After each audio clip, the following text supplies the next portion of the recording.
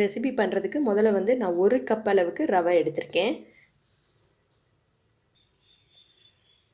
1/4 cup அளவுக்கு நான் வந்து சிவப்பு கெட்டி அவல் எடுத்திருக்கேன். நீங்கள் இதுக்கு பதிலாக வெள்ளை கெட்டி அவல் எடுத்துக்கலாம். நான் இப்போ வந்து ரவையும் அவளையும் வந்து ஒரு 2 தடவை வாஷ் பண்ணி எடுத்து வச்சுருக்கேன். இப்போ இதில் வந்து சுடு தண்ணி விட்டு நல்லா ஒரு 10 நிமிஷத்துக்கு ஊற வைக்க போகிறோம். நமக்கு அந்த பக்கம் ரவையும் அவலும் வந்து ஊறிட்டுருக்கு. அதுக்குள்ளே நம்ம தாளிப்பு ரெடி பண்ணிக்கலாம். 1 ஸ்பூன் எண்ணெய் விட்டு கடுகு சேர்த்துருக்கேன். கொஞ்சமாக கடலைப்பருப்பு, கருவேப்பிலை,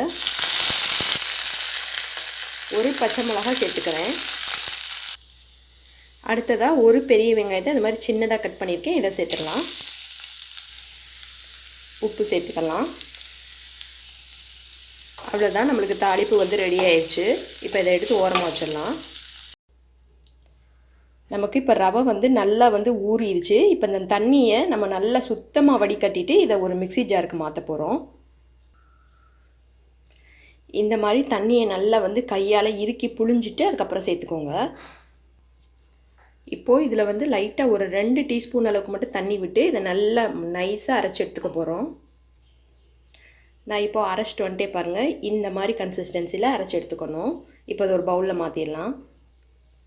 அடுத்ததாக நம்ம ஊற வச்சுருந்த அவலை அதே மாதிரி மிக்ஸி ஜாரில் சேர்த்துருக்கேன். நல்லா தண்ணியை வடிகட்டிட்டு இது கூட 3 டேபிள் ஸ்பூன்லேருந்து 4 டேபிள் ஸ்பூன் வரைக்கும் அரிசி மாவு சேர்த்துக்கலாம். இப்போ இதையும் கொஞ்சமாக தண்ணி விட்டு நைஸாக அரைச்சிக்கலாம். அவளையும் நான் இந்த மாதிரி நல்ல மாவு கன்சிஸ்டன்சியில் அரைச்சாச்சு.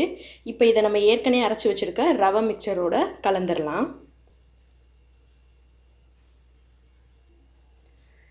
2 மாவையும் போட்ட பிறகு உப்பு சேர்த்துக்கலாம். இப்போது இதில் கொஞ்சம் கொஞ்சமாக தண்ணி ஆட் பண்ணிவிட்டு பணியாரம் கன்சிஸ்டன்சிக்கு நம்ம மாவை ரெடி பண்ணணும். கடைசியாக மாவோட நம்ம தாளித்து வச்சுருந்ததை கொட்டியாச்சு. மாவு வந்து இந்த கன்சிஸ்டன்சியில் இருக்கணும். கல் நல்லா காஞ்சிடுச்சு. நம்ம இப்போ பணியாரமாக ஊற்றிக்கலாம்.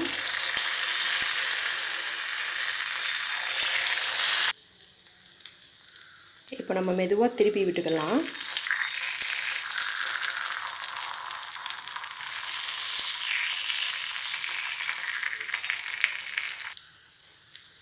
அவ்வளோதான், இப்போ நம்மளுக்கு பணியாரம் ரெடி ஆயிடுச்சு. பாருங்கள், பின்னாடி நல்லா வந்து இதாகிடுச்சு. அவ்வளோதான், நம்ம இப்போ எடுத்துக்கலாம். இந்த வீடியோ உங்கள் எல்லாருக்கும் கண்டிப்பாக பிடிச்சிருக்கும்னு நினைக்கிறேன். பிடிச்சிருந்தால் லைக் பண்ணுங்கள். உங்கள் ஃப்ரெண்ட்ஸ் அண்ட் ஃபேமிலிஸ் கூட இந்த வீடியோவை ஷேர் பண்ணுங்கள். இந்த மாதிரி நிறைய வீடியோஸ் வேணும்னா நம்ம சேனலை மறக்காமல் சப்ஸ்கிரைப் பண்ணி வச்சுக்கோங்க. Thank you friends.